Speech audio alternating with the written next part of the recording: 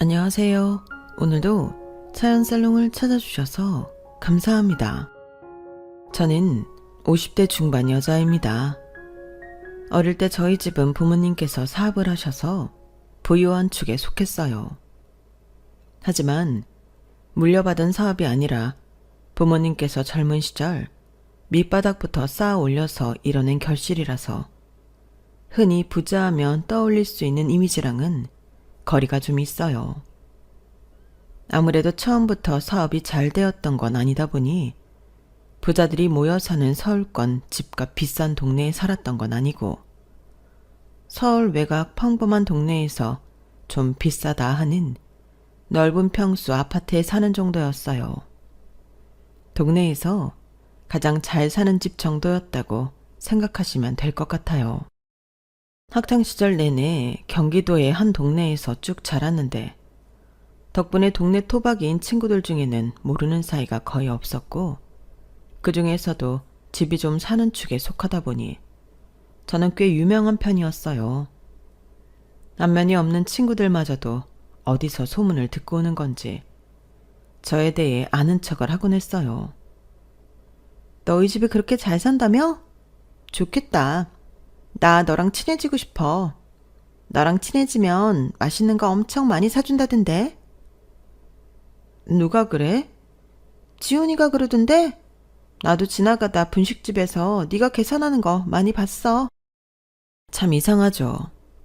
나이가 든 지금은 초등학생들을 떠올리면 참 순수하고 세상 물정 모를 것만 같은데 막상 초등학생이던 시절 친구들한테 들었던 말을 떠올려 보면 꼭 그렇게 순수하지만은 않았던 것 같아요. 당시에는 좋아하는 친구들이 맛있는 걸 사달라고 하는 게 제게 큰 부담이 아니었고 주머니 속에는 늘 부모님이 주신 용돈이 들어있었기에 안 사줄 이유가 없었어요. 그렇게 한 번, 두 번 친구들에게 간식을 사다 보니 어느새 그게 당연해져 있더군요. 희진아, 우리 떡볶이 먹을래? 그래? 나는 별로 배가 안 고픈데. 그래도 먹고 가자. 나 배고파. 먹다 보면 너도 먹을걸? 그렇긴 한데. 그렇게 하루는 어영부영 배가 고프다는 친구 말에 분식집에 들어갔어요. 그날따라 급식을 많이 먹어서 배가 상당히 불렀음에도 좋아하는 친구의 제안을 거절하지 못해 꾸역꾸역 함께 음식을 시켜 먹었어요. 분명 같이 급식을 먹었던 것 같은데 친구는 둘이서 먹기엔 많은 양의 음식을 한꺼번에 시키더라고요. 처음에는 배가 많이 고팠나 보다 싶었죠. 아무래도 배가 부른 상태에서 먹다 보니 저는 몇 젓가락 먹지도 못하고 금방 수저를 내려놨는데 친구는 잘 먹더군요. 한참 동안 친구 혼자 음식을 먹는 것을 구경하다가 친구가 다 먹고 자리에서 일어났을 때였어요. 야, 윤희진 어디가? 이거 계산해야지. 뭐? 저는 거의 음식을 못 먹어서 당연히 이번에는 친구가 계산하겠거니 생각했던 것 같아요. 평소에는 제가 다 사주다시피 하니 한 번쯤은 친구가 낼 거라고 생각한 거죠. 게다가 그날은 원치 않는 상황에 거절을 하지 못해 앉아 있었던 거기 때문에 더욱 제가 계산하기엔 뭔가 억울한 상황이었어요. 하지만 친구가 워낙 단호하게 계산을 하라고 말하고 뒤에 서 계시는 분식점 주인 아주머니의 눈초리에 결국 압박을 못 견뎌 동전 지갑 속에 꾸깃하게 접어놨던 지폐를 펴 아주머니께 건넸어요. 그제서야 친구는 기분이 좋다는 듯 배를 두드리더군요. 아, 오늘도 잘 먹었다, 희진아. 그때 처음으로 머리를 얻어맞은 것 같은 충격을 느꼈어요. 그래서 조심스럽게 물었죠. 지훈아, 근데 오늘은 너가 좀 샀어야 하는 거 아니야? 난 오늘 먹을 생각도 없는데다 별로 먹지도 못했는데. 뭐? 내가 돈이 어딨어? 나도 돈 없어. 엄마 아빠가 주는 돈이 다야. 너 돈 많잖아. 맨날 엄마 아빠가 주는 돈이 네 돈이지. 니네 집은 잘 살아서 맨날 돈 있잖아. 그 친구의 행포는 거기서 끝나지 않았어요. 그날 일이 저에게 큰 충격을 줬음에도 저는 가장 좋아하는 친구라는 이유만으로 그 친구를 놓지 못했고, 그 친구는 저희 집에 놀러와서는 비싸 보이는 물건은 다 달라고 요구하고, 거절하면 절 나쁜 친구 취급했죠. 하루는 제가 혹시나 싶은 마음에 친구를 시험해보기로 했어요. 정말 작은 거라도 친구가 저를 위해서 사준다면 지금까지 해온 모든 행동을 저만의 일방적인 오해라고 믿을 수 있었어요. 지훈아, 오늘 너무 덥지 않아? 우리 아이스크림 먹을래? 그럴까? 난 좋지. 네가 사는 거지? 아, 그런데 나 오늘은 돈이 없어서 네가 한번 사주면 안 돼? 뭐? 안 되지. 나 돈 없다니까? 나는 맨날 사주잖아. 아, 됐어. 그럼 먹지 마. 나 안 먹어. 그렇게 당하고도 안 돌아오던 정신이 그땐 정말 번쩍 들었어요. 본인이 먹고 싶다는 건 순수하게 다 사줬는데 저를 위해 더운 여름날 아이스크림 하나 못 사준다는 친구를 제가 왜 친구라고 믿고 있나 싶더라고요. 굳이 제가 노력하지 않아도 그때부터는 서서히 마음이 멀어져 가면서 자연스럽게 멀어졌어요. 왜 자신을 피하냐는 친구의 말도 아무렇지 않게 무시할 수 있었고, 그렇게 절친한 친구에서 완전히 어색한 사이까지 멀어질 수 있었죠. 하지만 제가 고등학교 3학년이 되자 상황이 크게 달라졌어요. 고등학교 올라갈 즈음부터 아버지 사업이 휘청휘청 한다는 건 대충 집안 분위기로 알고 있었는데 3년을 버티지 못하고 아버지 사업이 크게 망해버렸어요. 그때부터 우리 집안은 급격히 어려워졌어요. 학교에서 나름대로 유명했던 만큼 집 형편이 안 좋아졌다는 소식도 빠르게 번져 너도 나도 모르는 사람이 없게 되더라고요. 저를 부러움으로 보던 눈빛들이 대놓고 동정심 가득한 눈빛으로 바뀌었어요.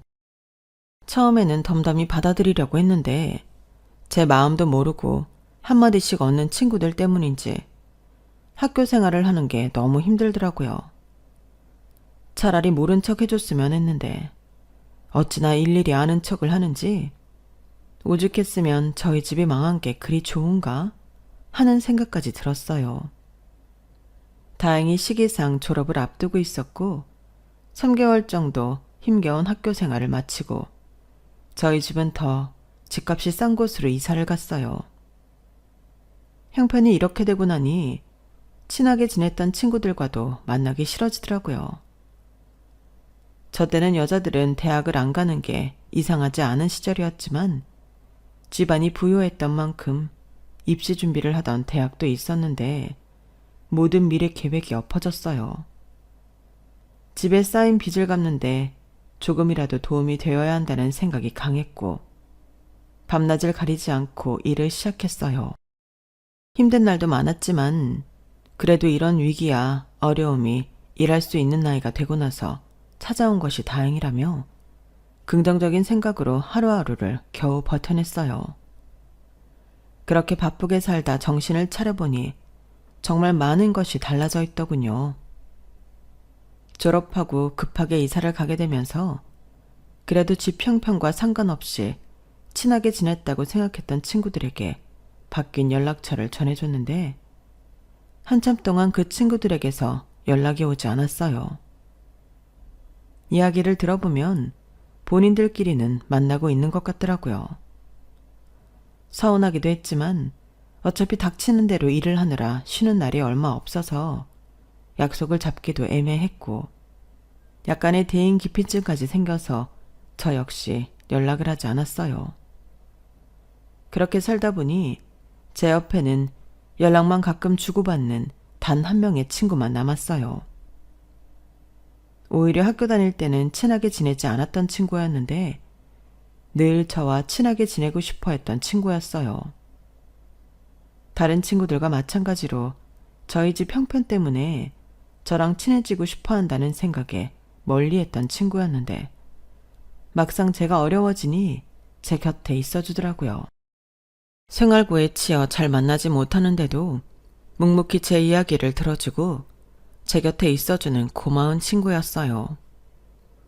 형편이 어려워지니 화목했던 가정도 깨지고 부모님 사이에도 균열이 생기기 시작하는가 싶더니 불화가 시작됐어요. 매일 엄마는 아빠를 원망하고 아빠는 엄마의 감정을 보살펴주지 않으셨어요. 그러다 결국에는 엄마께서 집을 나가버리셨어요. 희진아, 미안하다. 엄마도 이제는 더는 못 살겠어. 엄마가 필요하면 언제든 연락해라. 엄마께서는 제게 연락처만 쥐어주고 아빠 몰래 집을 떠나셨어요. 그로부터 얼마 지나지 않아 엄마는 돈이 많은 다른 남자와 함께 산다는 소식을 들었어요. 배신감이 이루 말할 수 없었죠. 희진아, 아빠가 잘못하지만 않았더라면 이렇게 되지 않았을 텐데. 아빠가 미안하다, 우리 딸. 다 아빠 잘못이야. 아빠가 못나서 생긴 일이다. 엄마가 집을 나가고 다른 남자와 산다는 소식을 들은 아빠께서는 매일 술을 드시고 우길 반복하셨어요. 처음에야 위로해드렸지만 자주 그러시니 너무 감당하기 힘들더라고요. 저를 둘러싼 상황이 힘들어질수록 더 열심히 일했어요. 정신없이 일을 해야 잡생각을 할 시간이 없어져 우울감도 덜했고 빚을 갚을 돈도 금방 모아졌으니까요. 그렇게 살다가 우연히 친구를 통해서 모 대형 건물의 내부 경비와 안내 일을 담당하는 일을 소개받게 되었어요. 주로 건물 로비를 돌아다니거나 안내 데스크에 앉아서 출입하는 외부인들을 관리하고 안내하면 되는 일이라 그리 어렵지는 않았어요. 일하는 환경도 쾌적하고 대우도 나쁘지 않아서 규칙적으로 출근하고 돈도 괜찮게 줘서 오래 할 만하더라고요. 그 일을 시작하면서 본격적으로 일상에 안정이 찾아왔죠. 워낙 큰 건물이다 보니 안에 이런저런 회사 사무실이 다 들어와 있었어요. 가끔은 번듯하게 차려입고 출퇴근하는 직장인들을 보며 형편이 나빠지지 않았더라면 나도 이렇게 멋진 건물에 있는 회사에 다닐 수 있었을까 상상하기도 했어요. 하지만 그런 사람들을 보며 우울감에만 빠져있기엔 저에게는 여유가 없었죠. 그 전에 워낙 식당에서 주방 일이라든지 서빙이라든지 몸이 힘든 일을 많이 해서인지 지금 하고 있는 일의 강도와 보수가 몹시 만족스러운 상태였어요. 같이 일하시는 분들께서도 다들 좋게 봐주셔서 꽤 오랫동안 일을 했죠. 아마 그렇게 3, 4년쯤 일을 했을 때였을 거예요. 어머, 너 희진이 아니니? 정희 이모. 아, 그래. 다행히 기억하는구나. 너 여기서 일하고 있는 거야? 아, 네. 그렇게 됐어요. 너희 부모님이랑 하도 연락이 안 돼서 얼마나 걱정했는 줄 아니? 부모님은 잘 계시지? 아, 그게요. 일단 이거 내 연락처에 받아놔라. 오늘은 이 건물 회사에 미팅할 일이 있어서 잠깐 왔거든? 매일 출근하니? 네, 평일에는 계속 출근해요. 그래? 다음에 올 때는 조금 일찍 올 테니까 밥이라도 한 끼 먹자. 어떻게 살고 있는지도 궁금하고. 내가 어렸을 때 너 얼마나 예뻐했는지 기억나니? 그럼요, 다 기억나죠. 챙겨주셔서 감사해요. 감사는 내가 너희 부모님이랑 얼마나 친했는지 알면서. 어쨌든 그 명함에 적힌 번호로 연락 한번 주렴. 이만 가볼게. 생각지도 못하게 로비에서 만난 건 아빠 사업이 잘 나가던 시절 아빠와 가장 친하게 지내던 분의 와이프셨어요. 부부끼리 워낙 친하셔서 어렸을 때 저희 집에 놀러와서 가족끼리 식사도 자주 했고 놀러도 갔었죠. 사실 집이 그렇게 어려워지고 나서부터는 저를 알던 누군가와 마주치는 것에 굉장히 불편함과 두려움을 느꼈지만 그분은 예외였어요. 그만큼 가족처럼 편하게 느껴지는 사이이기도 했지만 무엇보다 이렇게 힘들게 살던 와중에도 늘 생각나는 사람이 하나 있었거든요. 바로 정희 이모의 아들이었어요. 저보다 2살이 많았는데 또래 남자들과는 달리 성실하고 얌전한 분위기였어요. 늘 공부도 상위권을 유지해서 가족들이 칭찬을 아끼지 않았고 그 나이답지 않게 배려심 깊고 따뜻한 면이 있어서 어린 마음에 몰래 좋아했었거든요. 지금 제가 사는 모습이 많이 초라하긴 하지만 그래도 가끔 그 사람 생각은 나더라고요. 어떻게 살고 있는지 그 오빠라면 지금쯤 이 회사 로비에서 보는 사람들처럼 어엿한 직장인이 되어 있지 않을지 그런 상상도 참 많이 했어요. 그런데 이렇게 정희 이모를 마주치다니 정말 인연이라는 게 뭔지 신기하더라고요. 나중에 정희 이모와 연락을 주고받게 되면서 저희 가족 소식을 전했고 이야기를 들은 이모께서는 무척 안타까워하셨어요. 사업이 위기에 처하고 이모도 경영을 하시는 분이라 어떻게든 도움을 주려고 하셨지만 잘 되지 않으셨다고 했어요. 그래도 그때까지는 연락이 꾸준히 됐었는데 사업이 망한 이후로는 아예 소식이 끊겨서 저희 가족을 찾기 위해 노력을 많이 하셨지만 쉽지 않으셨다고 하더군요. 그래도 이렇게 열심히 살고 있는 모습을 보니 참 기특하네. 아니에요. 당연히 해야 할 일을 하는 건데요. 그래도 너희 엄마가 딸은 곱게 키워야 한다고 어찌나 애지중지 키웠었는데 이렇게 딸이 고생하는 건 모르고 힘들다고 혼자 그렇게 떠나버리냐, 떠나버리길. 그 말씀에는 저도 씁쓸한 웃음을 지을 수밖에 없었어요. 저에게는 엄마가 남기고 가신 연락처가 있긴 했지만 차마 연락을 못 하겠더라고요. 그렇게 소식이 끊긴 지도 한참이라 저도 엄마께 먼저 연락할 용기는 없으면서 괜히 원망만 들었어요. 그렇게 원망은 짙어지고 시간이 흐르다 보니 정말 남남처럼 살게 됐죠.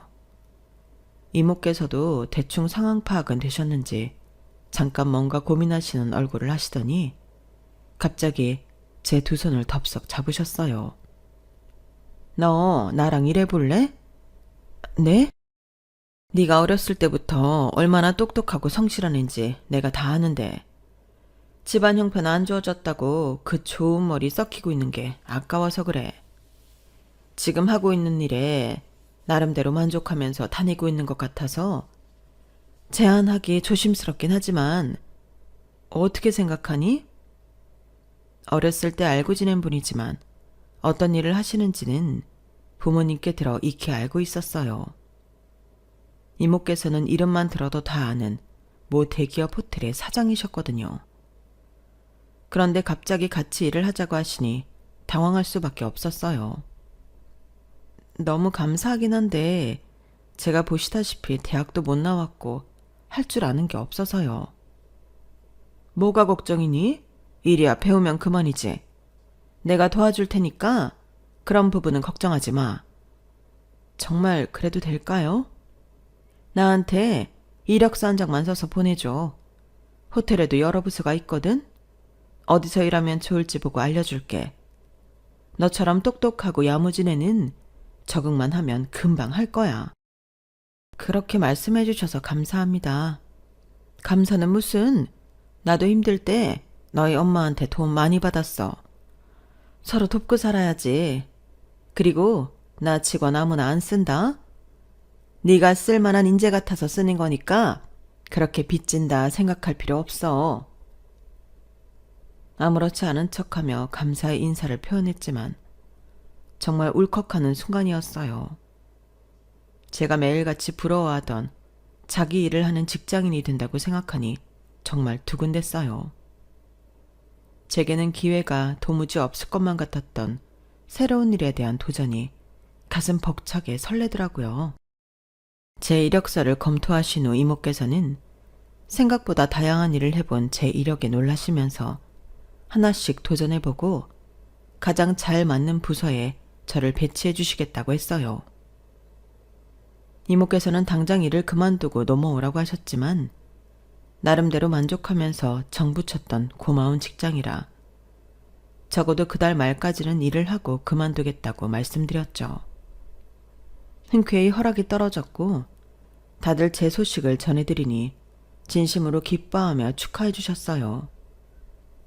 남은 근무일 동안은 편하게 일하라며 배려도 많이 해주셨어요. 그렇게 행복한 마음으로 남은 근무일 동안 열심히 일을 하고 있었는데 돌이켜보니 그 일을 하면서 참 많은 일이 있었던 것 같네요. 야, 이게 누구야? 세상에, 너 윤희진 아니야? 아, 맞네. 명찰에 적혀있네, 윤희진. 야, 나 생각 안 나? 생각나지. 오랜만이다. 졸업하고 아무리 네 소식 알아보려고 해도 아는 애가 하나가 없더라. 뭐야, 여기서 일해? 어떻게 사나 엄청 궁금했잖아. 여기서 일하고 있었어. 와, 진짜 네가 이런 데서 일하고 있을 거라곤 학교 다닐 땐 상상도 못했는데. 제가 마주친 사람은 하필이면 어린 시절 손절했던 지훈이라는 친구였어요. 한때 절친이었지만 매번 저를 쫓아다니면서 제가 사는 걸 당연하게 여겼던 바로 그 친구 말이에요. 저 역시 한때 친하게 지냈던 친구라 어떻게 지내는지 안부가 궁금하긴 했어요. 하지만 뭔가 이런 식으로 마주치니 부끄러움이 밀려오더라고요. 그치, 그땐 나도 내가 이런 일 할 거라곤 생각 못했으니까. 어쨌든 반갑다. 친구들이랑 만나면 맨날 네 얘기해. 너 연락하는 친구는 있어? 그냥 유미하고만 가끔 연락해. 유미? 유미랑 안 친했잖아. 그러게, 어쩌다 보니 그렇게 됐네. 다른 애들도 너 엄청 보고 싶어 해. 나 여기 위에 회사에 붙었거든. 앞으로 자주 보겠다. 나중에 친구들한테 회사 놀러 오라 해서 같이 보자. 그래, 그러자. 취직 축하해. 여기 다 좋은 회사밖에 없던데. 그치? 우리 집에서도 완전 경사났어. 너한테 축하받으니까 참 좋다. 어릴 때 늘 네가 부러웠거든. 내가 다음에 밥 한번 살게. 어릴 때 내가 너한테 좀 얻어먹었어야지. 그때야 뭐 어릴 때니까. 에이, 그래도 나도 사람이라 좀 미안했거든. 또 보자, 친구야. 잔뜩 신난 얼굴로 뛰어가는 친구의 모습을 보니 마음이 착잡했어요. 좋은 곳에 취직했다고 하니 기뻐해줘야 마땅한데 기분이 좋지 않더라고요. 그때는 제 기분이 좋지 않은 이유에 대해 정확히 몰랐어요. 어렸을 때 그런 일이 있어서 멀어진 친구였긴 하지만 어리고 못 모를 때의 일이고 그때 일이 미안했다고 직접 사과까지 했는데 왜 이렇게 마음이 찜찜하고 불쾌한지 모르겠더라고요. 그땐 그냥 남은 근무일이 얼마 남지 않아 다행이라고만 생각했어요. 그 친구와 매일 마주칠 생각만 하면 불쾌하고 괴롭기만 하더군요. 그렇게 이틀 정도 남은 근무일을 채우는 동안 다행히 친구와는 마주치지 않았어요. 의도적으로 친구를 마주쳤던 그 시간쯤 로비에 나가 있지 않았거든요. 그렇게 저는 다시 아무도 제 소식을 모르게 되었고 조금 쉬는 날을 가진 후 이모가 운영하시는 호텔로 이직하게 됐어요.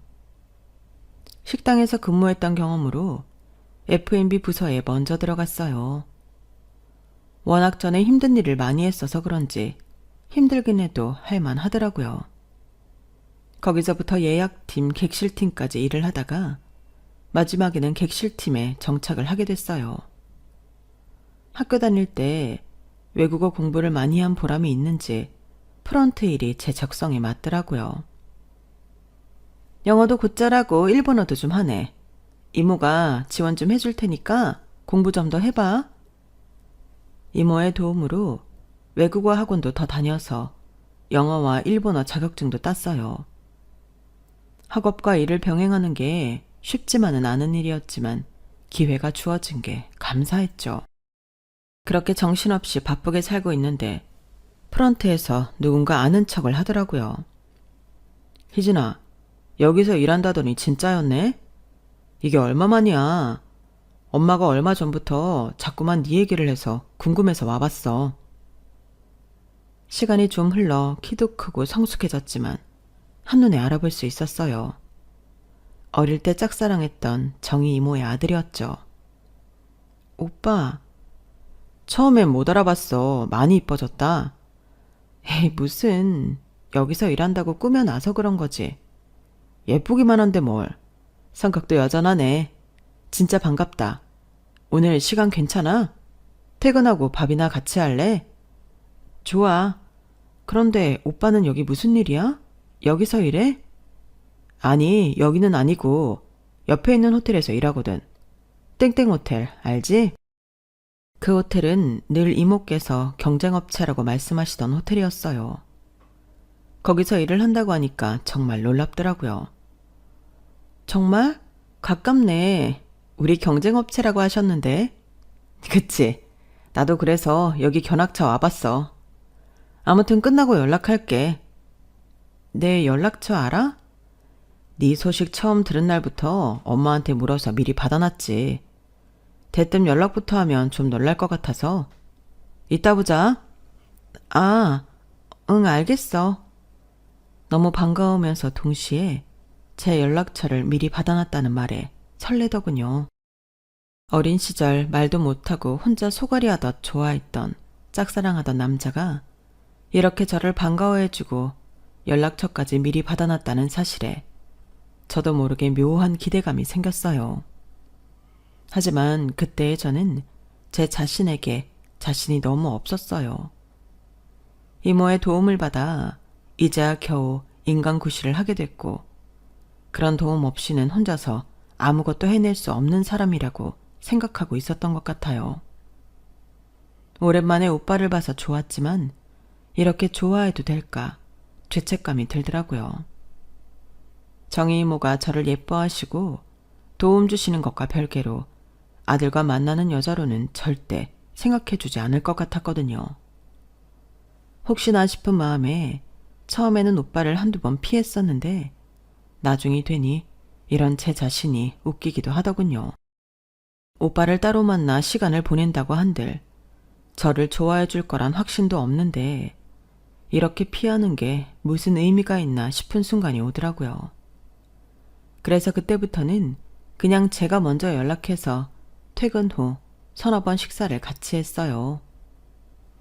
워낙 어릴 때 느꼈던 감정으로 품고 있는 호감이다 보니 차라리 이렇게 자주 봐서 친근해지다 보면 전보다는 편한 관계가 될 수 있을 거라고 생각했어요. 하지만 문제는 그 사람이 너무 멋있게 자랐더라고요. 어린 시절 느꼈던 배려심 넘치는 말투나 상냥함 등에 여전히 이끌렸어요. 만나면 만날수록 오히려 더 좋아졌죠. 역시 처음부터 만나지 말았어야 했나 봐. 무슨 소리야. 너 옛날부터 그 사람 얘기 주기적으로 했었잖아. 잘 된 거지. 그럴까? 근데 인생 망한 애 기껏 구해줬더니 자기 아들이나 탐내고 있으면 이모가 싫어하시지 않을까? 어차피 네가 좀 좋아한다고 당장 사귀는 것도 아닌데 뭘 벌써부터 죄책감을 가지니? 좋아하는 건 네 마음이지. 그런가? 털어놓을 데가 없어 유미에게만 고민 상담을 했지만 유미는 제 복잡한 마음도 모르고 걱정하지 말라고만 하더라고요. 유미의 말을 듣다 보니 그래, 사귀는 것도 아니고 좋아하는 건데 그것도 안 되나 싶어서 저도 에라 모르겠다 싶더라고요. 그런데 문제는 그렇게 3달 정도 개인적인 만남을 이어가던 중 오빠에게서 정식으로 만나보자는 제안을 받게 됐어요. 나 어릴 때부터 너 좋아했거든? 네가 괜찮으면 나랑 만나볼래?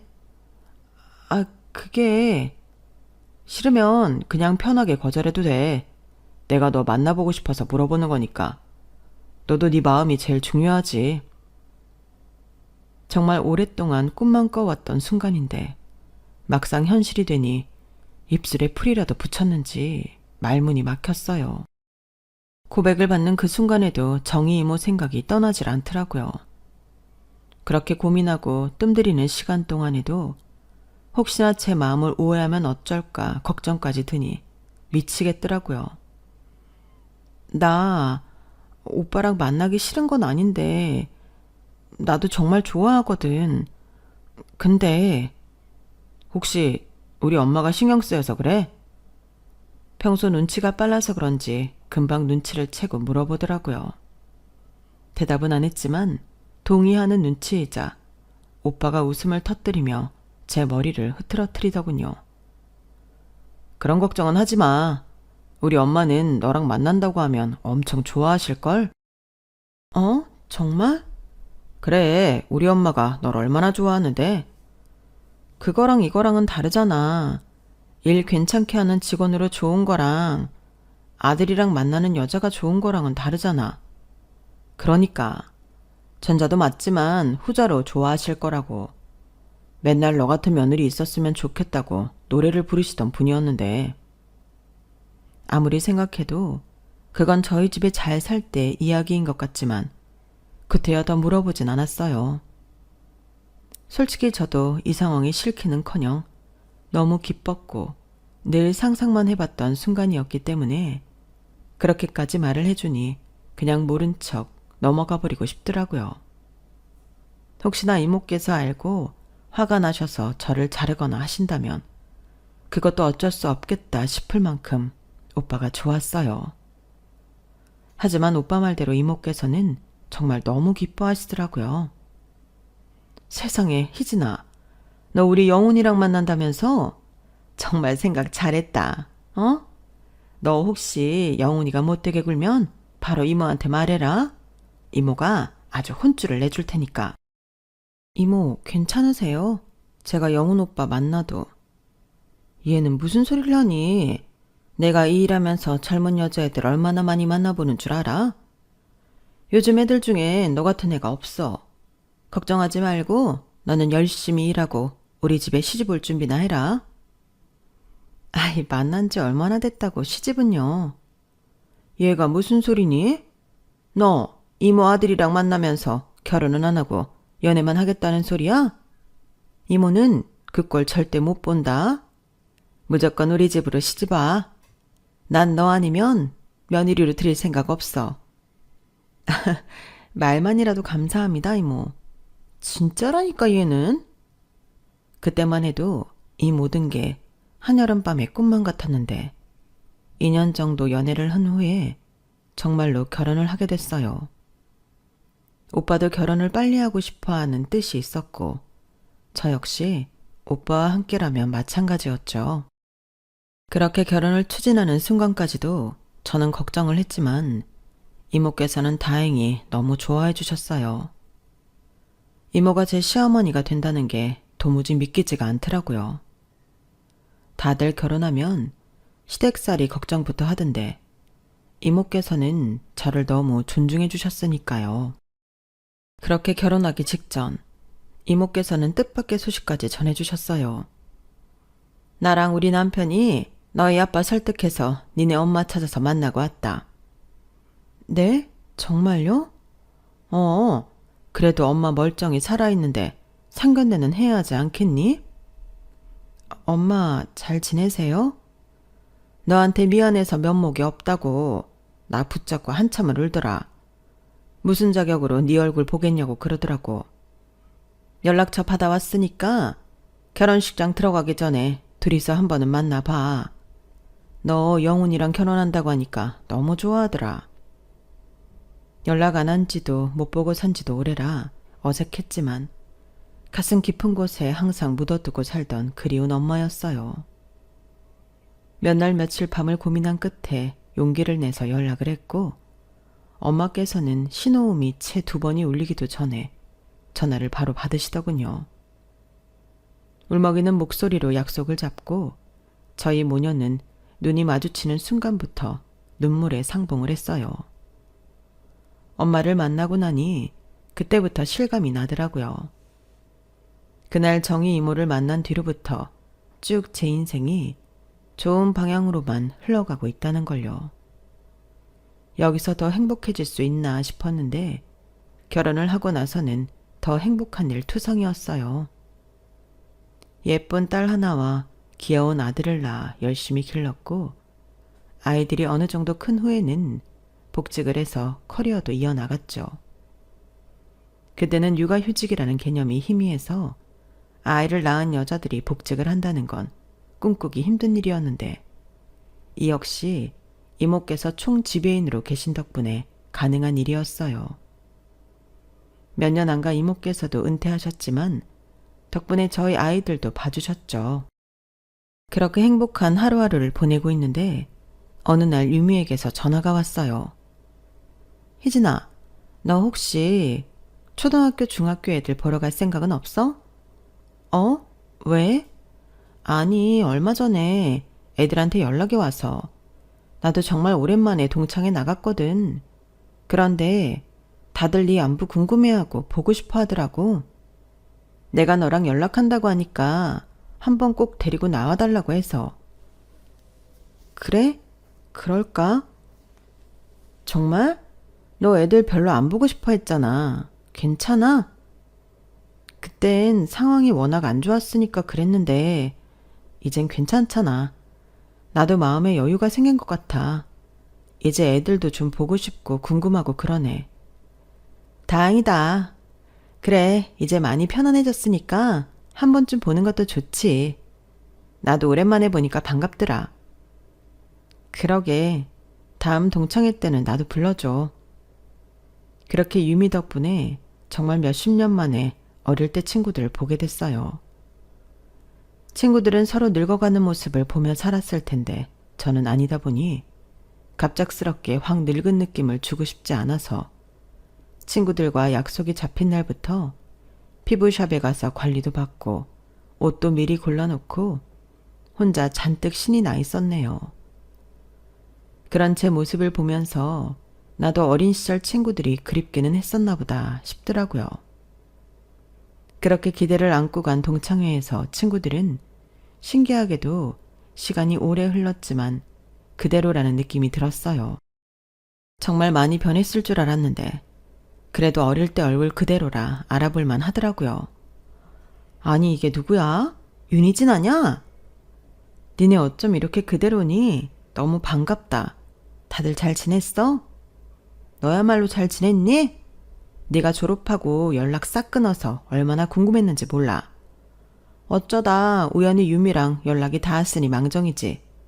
아니었음 평생 얼굴도 못 보고 살아야겠다.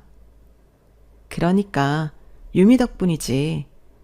진짜 그동안 못한 얘기가 너무 많다. 어떻게 살았는지 이야기 좀 해봐. 왜 애들 연락 다 끊어버린 건데? 우리 진짜 서운했다. 대충 알고 있을 줄 알았는데 우리 아빠가 사업이 망하셔서 급하게 이사를 가게 됐었어. 정신이 없어서 니네한테 인사도 못했네. 늦었지만 미안해. 아니야. 그런 거면 당연히 이해 가지. 이렇게 만난 게 어디야. 너 완전 우리 학교에서 공주였는데 고생 많았겠다. 그럼 지금은 어떻게 지내고 있어? 결혼은 했니? 결혼해서 애도 둘 있고 잘 지내고 있어. 남편은 뭐 하는 사람이야? 어떻게 만났는데? 집안은 좋니? 야, 무슨 허구조사 당하러 온 것 같다. 천천히 물어봐. 그리고 무슨 본 적도 없는 남편 얘기를 그렇게 물어. 내 근황에나 관심 가져주라. 야, 남편이랑 시댁이 네 근황이니까 그렇지. 결혼하고 애 키우는 여자들이 뻔하지 뭐. 아니면 뭐 너 일이라도 해? 아, 일하고 있지. 호텔에서 일하고 있어. 호텔? 설마 호텔리어 그런 거야? 그치. 어디 호텔인데? 사실은 여기 바로 옆에 땡땡 호텔 알지? 뭐? 땡땡 호텔? 여기 정도로 좋은 호텔이잖아. 그러니까 그렇게 큰 호텔에 다니고 있다고? 우연찮게도 동창회 모임이 남편이 일하고 있는 호텔에 있는 뷔페였거든요. 제가 일하고 있는 호텔 쪽 방향을 가리키면서 말하자 친구들이 다 깜짝 놀라더군요. 정말이야? 완전 성공했다 너. 성공했다며 축하한다는 말을 건네는 친구도 있었지만 분위기가 뭔가 묘하게 싸늘했어요. 유미만 뿌듯한 얼굴을 하고 있고 나머지는 약간 못 믿겠다는 얼굴로 저를 보고 있더라고요. 그러다 갑자기 몇몇 친구들이 나서더군요. 야, 얘들아. 호텔에서 일한다는 게 중요한 게 아니야. 무슨 일을 하는지가 중요한 거지. 호텔에서 일하는 사람이 얼마나 직업군이 다양한데. 객실 청소부일 수도 있잖아. 아, 하긴 그러네. 너 혹시 아직도 경비 일해? 너네들 기억하지? 나 다니는 회사 건물 경비였다니까, 얘가. 그때 너무 반가웠는데 쪽팔렸는지 얘가 금방 관뒀다고 하더라고. 너 그렇게 애매모호하게 직업 얘기하는 거 아니야. 아직까지 그 건물 경비로 다녔으면 우리 회사 직원이라 했겠다?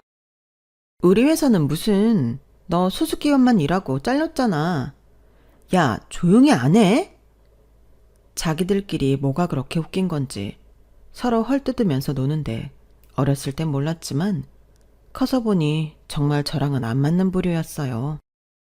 물론 안 보고 지낸 세월이 하도 기니 변한 모습에 적응이 안 되는 거기도 했겠죠. 얼굴 표정이 잔뜩 굳어있는데 지훈이랑 친구가 다가와서는 갑자기 경례 포즈를 취하더군요. 너 지금 뭐 하는 거야? 아니, 너 오랜만에 일하는 거 보고 싶어서. 경비들은 경례 이렇게 하나? 경례 하나는 끝내주게 잘하겠네. 차렷! 경례! 이거 맞아? 너는 내가 경비일한 게 그렇게 재밌니? 웃겨? 야, 그럼 웃기지 안 웃겨? 어릴 때 그렇게 도도하게 공주처럼 살던 애가 갑자기 건물 로비에서 경비일하고 있으니까 사람 인생이라는 게 이렇게 한치 앞을 모르는 거잖아. 너무 신기하지 않니? 그러게, 착하게 살았으면 이런 일도 안 생겼을 텐데 말이야. 뭐? 착한 일? 내가 다른 애들은 몰라도 지훈이 너한테 그런 말을 들을 이유는 전혀 없는 것 같은데? 뭐? 그럼 너는 착한 애가 우리 집 형편 니네 집보다 안 좋은 거 뻔히 알면서 기어이 나한테 뭐라도 얻어먹고 싶어서 껄떡댄 거니? 내가 언제 껄떡댔어. 네가 하도 나한테 얻어먹는 건 당연하게 여기고 고마워하지도 않으니까 너도 나한테 친구로서 뭔가 해줄 수 있나 싶어서 사달라고 한 거였지. 됐다. 지금은 너도 힘든 일하며 살고 있으니 내 맘 이해하겠지. 그때였어요. 로비를 지나가던 호텔 직원이 깜짝 놀라면서 저에게 다가오더라고요. 세상에 사모님, 왜 여기 계세요? 안녕하세요. 오늘 약속 장소가 여기라서요. 직원은 남편이 아끼던 부하 직원이라 몇 번 집에 초대해서 밥도 먹었던 사이였어요. 후배 직원들 교육 중이었는지 뒤에 직원이 꽤 많더라고요. 세상에, 오시기 전에 미리 말씀해 주시지. 제가 여기 F&B 팀장한테 서비스 드리라고 말해놓고 갈게요. 편하게 계시다 가세요. 그렇게까지 안 해도 되는데 고마워요. 고맙긴요. 얘들아, 여기 우리 오지배이님 와이프셔. 옆 땡땡 호텔 팀장님이시기도 하고. 안녕하십니까? 편하게 쉬다 가십시오. 직원들이 짝이라도 한 듯 인사하고 떠나자 자리에 남은 친구들은 깜짝 놀라 얼어있더라고요. 그 모습이 참 꼴보기 좋더라고요. 야, 너 진짜야? 네가 옆 호텔 다니는 호텔리어라고? 그것도 팀장? 경비일 좀 잠깐 했다고 평생 경비일만 하고 살 거라는 생각은 대체 어떤 편협한 인간의 생각이야?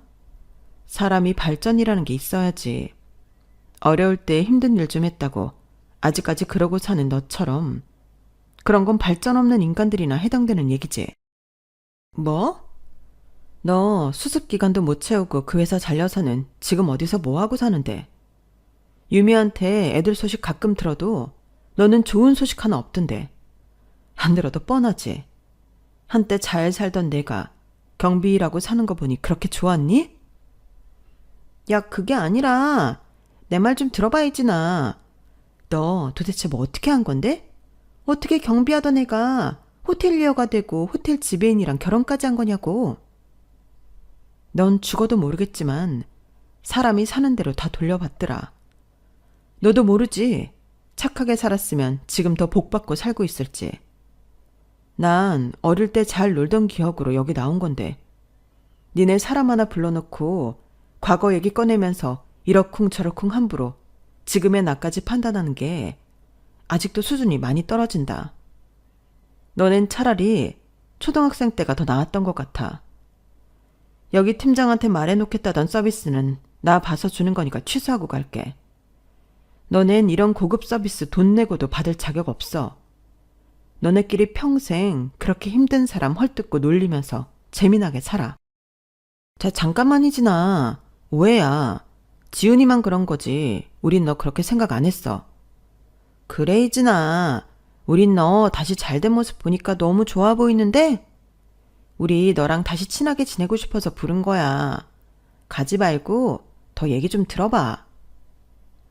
제가 자리를 나서다 그때까지는 방관하며 같이 비웃고 있던 친구들이 바로 지훈이를 손절하며 제게 들러붙더라고요. 난 저렇게 수준 떨어지는 애랑 못 놀아, 얘들아. 정 나를 끼고 싶으면 지훈이를 떼내든가. 지훈이? 우리도 지훈이 쟤 너무 거칠어서 안 맞았어. 우리가 지훈이 떼내고 연락할게. 조심히 들어가. 야, 송지은, 뭐라고? 등 뒤로 싸우는 소리가 들려왔지만 저는 한 번도 뒤돌아보지 않고 자리를 나왔어요. 이 나이 먹고도 저러는 꼴이 참 한심하기 그지없더군요. 나오는 길에는 괜히 시어머니 생각이 나더라고요. 시어머니가 아니었다면 정말 지훈이 말대로 아직까지 경비 일을 하고 살고 있었을지도 모르는 일이니까요. 어머님 댁에 고기랑 과일 바구니를 사들고 가서 감사 인사를 드렸더니 어머님께서 뿌듯한 얼굴로 제 손을 잡아주시더군요. 기회를 줬을 때 잡은 건 단히 능력이야. 그럼에도 내게 기회를 준 사람에게 감사한 마음을 가질 줄 아니? 넌 분명 더 잘 될 거다. 저도 여기 사연을 올리기 전에 정말 많은 사연들을 봐왔지만 시어머니가 원수면 원수였지 이렇게 은인인 경우는 제가 처음일 거예요. 제 인생에 굴러온 가장 큰 복은 남편도 아닌 바로 저희 시어머니거든요. 앞으로도 시어머니를 잘 모시면서 오손도손 살아가려고 합니다. 힘들었던 과거는 시어머니 덕분에 다 잊은 지 오래예요. 세상에 이런 시어머니만 계신다면 진작에 고부관계가 가족처럼 따뜻해질 수 있지 않았을까 가끔 생각해보곤 한답니다.